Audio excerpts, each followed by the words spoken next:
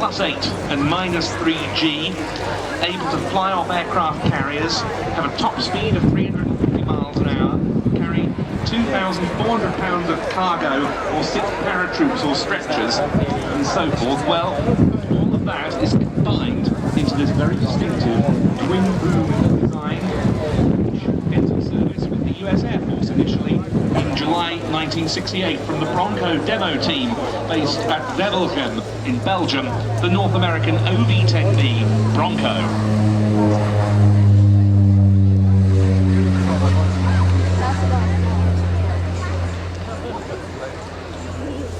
A short takeoff roll being demonstrated there by this aircraft, which entered service in time for duty in Vietnam with both the US Marine Corps and the US Air Force. The Marines used them on observation duties and as forward air control aircraft aboard which the crew would call in attacks by heavier combat types. They would direct strikes by AC-47 spooky gunships as well, and indeed ground artillery. They provided escorts for C-123 providers engaged in the controversial ranch hand defoliation missions. They were used as light strike aircraft using machine guns and rockets, and some of them even received early laser designation equipment marking with lasers targets for US Air Force F-4 Phantoms. Yes, I was just going to comment on the extraordinary range and specification that was laid down for this aircraft. Steve Bennett won the Congressional Medal of Honor for his sacrifice in Vietnam. He was engaged in a fire control sortie involving US Navy ships when he was diverted to help out some US troops under attack by North Vietnamese infantry. His aircraft was hit by an SA-7 surface-to-air missile, and he ditched it on water. It was a hazardous operation in an OV-10 with its high wing configuration. Bennett was killed. His Marine Corps forward air controller in the back stayed alive. In all, 81 Broncos were lost in Vietnam, mainly US Air Force examples.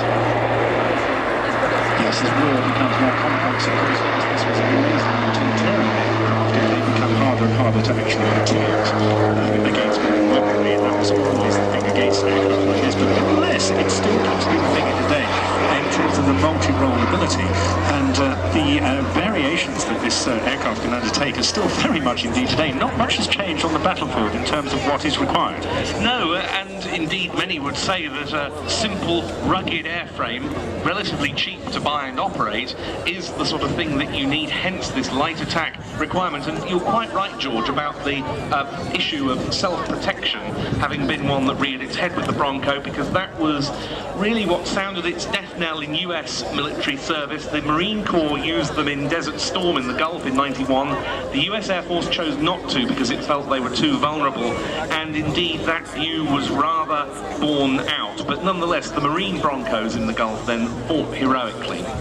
Very much so, and you see now Tony repositioning and going through a relatively benign display today. The aircraft, of course, is capable of some quite interesting aerobatics, but the lines and grace, really tight envelope in which you can manoeuvre this aircraft.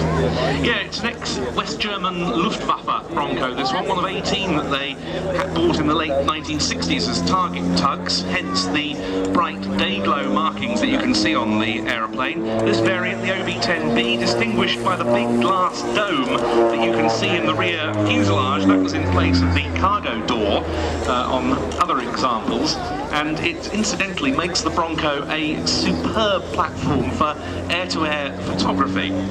Some of the German-operated aircraft also had an auxiliary turbojet engine for extra power, not this one though.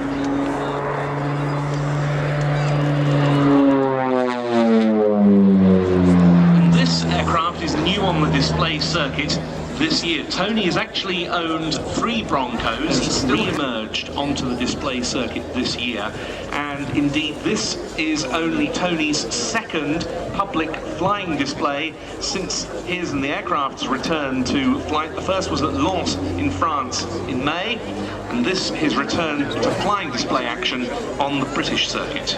Yes, very much underlying his own personal passion and commitment to not only this aircraft, but to displaying it, of course, now with well over 4,000 hours to his credit and doing a very admirable job here today.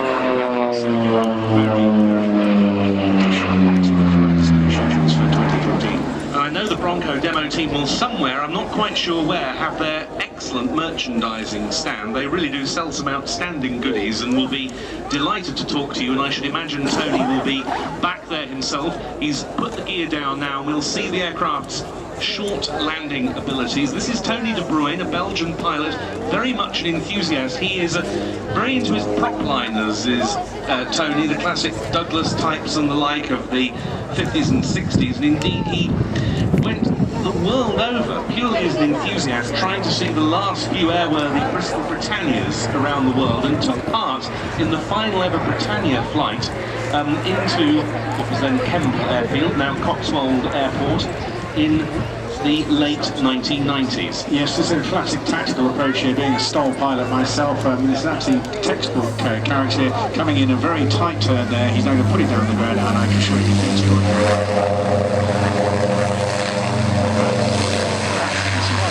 Very good stuff indeed, and we mentioned the loss of Tony's first Bronco. That was in a fiery accident.